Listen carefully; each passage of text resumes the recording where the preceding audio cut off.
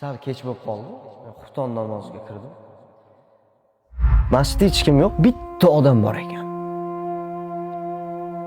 Sajdada juda ko'p qol.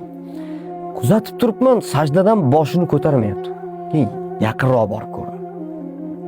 Endi shunaqa bir Alloh bilan gaplashyapti, endi eshitib qoldim-da. Yo Allohim. Meni qalbimdagi dard o'zingga ayon. Men otamning oldiga bormadim. Onamning ham oldiga bormadim. Do'stlarimning yoniga ham, yaqinlarimning ham yoniga bormadim. Seni yoningga keldim, Parvardigorim. Meni ichimdagi dard faqat senga ayon. O'zing meni dardimga darmon ber deb, darmon ber shunaqa yig'lab endi gaplashyapti. Ko'nglim yumshab ketdi, bir ko'zimdan yosh chiqib ketadigan darajada. O'zimiz tengi ekanlar, og'ayni, tinchlikmi, yaxshimisiz deb borgim keldi, to'xta dedim.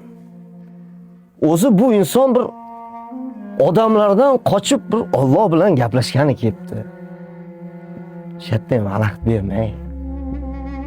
Dedimda keyin nima qaytib keldim. O'sha uchun aytamizki,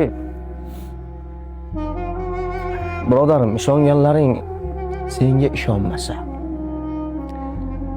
mehr berganlaring qadringga yetmasa, chin do'stlaringni siringda aytgan payting o'sha sotib ketadi-yu.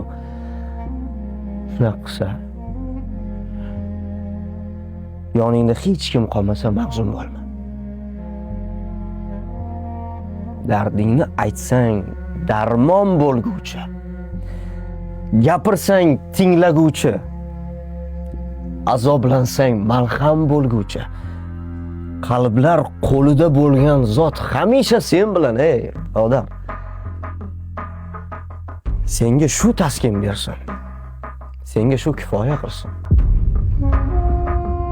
Senga shu taskin bersin.